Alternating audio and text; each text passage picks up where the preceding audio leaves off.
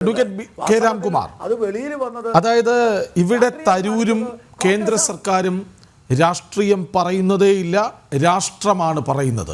ഒരുപക്ഷെ അതാകുമോ കോൺഗ്രസിനെ ഏറെ പ്രതിരോധത്തിലാക്കുന്നത്? വാസ്തവത്തിൽ ഒരു താരതമ്യ പഠനം ഈ കാര്യത്തിൽ നടത്തുമ്പോഴാണ് ഈ കോൺഗ്രസ് നിലപാടിൻ്റെ അപഹാസ്യതയും പൊള്ളത്തരവും നമുക്ക് മനസ്സിലാവുന്നത്. RSSനെയും BJPയെയും എപ്പോഴും ശക്തിയായി എതിർക്കുകയും അവരോട് എനിക്ക് ഒരിക്കലും യോജിക്കാൻ പറ്റില്ല എന്ന് പറയുന്ന ഒരു മുസ്ലിം നേതാവുണ്ട് ഹൈദരാബാദിൽ, അസറുദ്ദീൻ ഒവൈസി. അദ്ദേഹം ഞാൻ വന്ദേ മാതരം പാടില്ല, നിങ്ങൾ എന്ത് വേണമെങ്കിൽ ചെയ്തോ എന്ന് ഭീഷണി വരെ പറഞ്ഞു. ആ ഒവൈസി എന്താണ് പറഞ്ഞത്?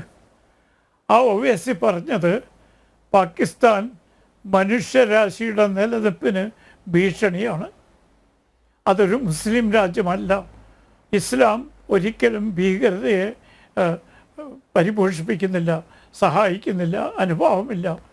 തുർക്കി എന്തുകൊണ്ടാണ് ഇത് ചെയ്യുന്നതെന്ന് ഞാൻ അത്ഭുതപ്പെടുന്നു. ഇത് ഒവൈസിയുടെ അഭിപ്രായം.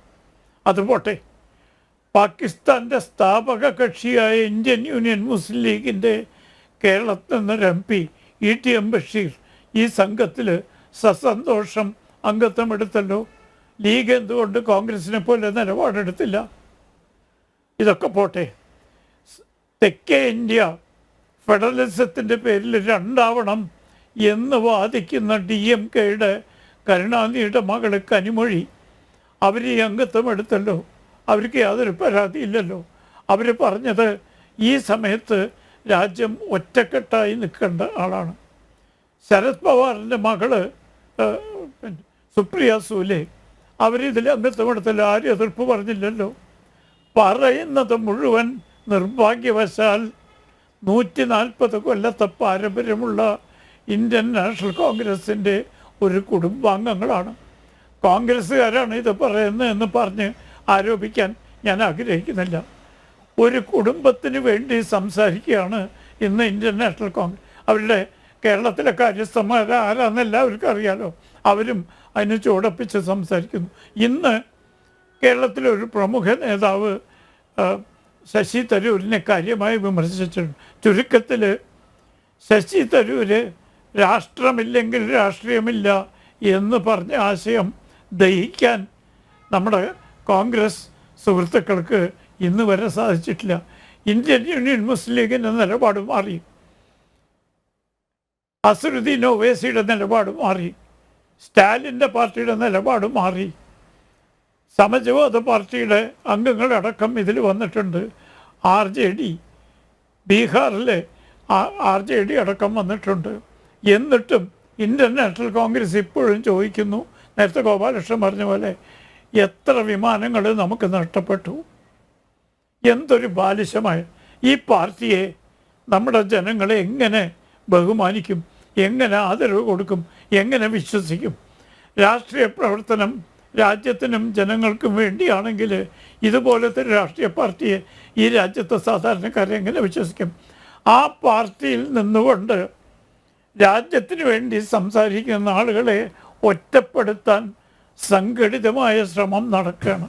കാരണം അദ്ദേഹം നേരത്തെ ശ്രീ ഗോപാലകൃഷ്ണൻ പറഞ്ഞ പോലെ അല്പം കഴിവ് തെളിയിച്ച ആളാണ്. നേതാജി സുഭാഷ് ചന്ദ്രനോടും C രാജഗോപാലാചാര്യോടും പ്രണബ് കുമാർ മുഖർജിയോടും ഒക്കെ കാണിച്ച അതേ നിലപാട് കാണിച്ചുകൊണ്ടിരിക്കുക. സമീപകാലത്ത് P ചിദംബരം പറഞ്ഞു, ഈ പോക്ക് പോയാൽ ഇന്ത്യ മുന്നണി നാനാവിശേഷം. എന്താണ് പോക്ക്? ഇന്ത്യൻ നാഷണൽ കോൺഗ്രസ് മറ്റ് രാഷ്ട്രീയ കക്ഷികളിൽ നിന്ന് ഒറ്റപ്പെട്ടു പോവുകയാണ്. ഒവൈസി പറഞ്ഞതുപോലും അംഗീകരിക്കാൻ ഇന്ത്യൻ നാഷണൽ കോൺഗ്രസ് തയ്യാറാവുന്നില്ല. അതിനുള്ള കാരണം ശ്രീ രാഹുൽ ഗാന്ധിയും പാകിസ്ഥാനും ചൈനയുമായി വ്യക്തമായ ബന്ധങ്ങളുണ്ട് എന്ന് തെളിയിക്കാൻ ധാരാളം സംഭവവികാസങ്ങൾ ഉണ്ടായിട്ടുണ്ട്. ഇടയ്ക്കിടയ്ക്ക് പാകിസ്ഥാൻ സന്ദർശിക്കുന്നുണ്ട്. ഇന്നലെ ഹരിയാനയിൽ ഒരു സ്ത്രീ അറസ്റ്റ് ചെയ്തു. അവർ 10-15 ദിവസം പഹൽഗാം ഭാഗത്തും പാകിസ്ഥാനിലും ഇതേപോലത്തെ സന്ദർശനം ശ്രീ രാഹുൽ ഗാന്ധി പലപ്പോഴും നടത്തിയിട്ടുണ്ട്. കേന്ദ്ര ഗവൺമെൻറ്റിന് അനുമതിയില്ലാതെ, പാർലമെൻറ്റിനെ അറിയിക്കാതെ. അപ്പോൾ അങ്ങനത്തെ ഒരാൾ ഈ വക ചോദ്യങ്ങൾ ചോദിക്കുമ്പോൾ ക്ഷമിക്കണം, സ്വാഭാവികമായിട്ടും നമ്മുടെ രാജ്യത്തെ ജനങ്ങളുടെ മനസ്സിൽ ഒരു ചിന്ത വരും, എന്ത് പറ്റി ഇന്ത്യൻ നാഷണൽ കോൺഗ്രസിന്? തരൂരും കേന്ദ്ര സർക്കാരും രാഷ്ട്രീയമല്ല പറയുന്നത്, മറിച്ച് രാഷ്ട്രമാണ് പ്രധാനം എന്ന് പറയുന്നു. കോൺഗ്രസ് അവിടെയാണ് കല്ലുകടിയാകുന്നത്.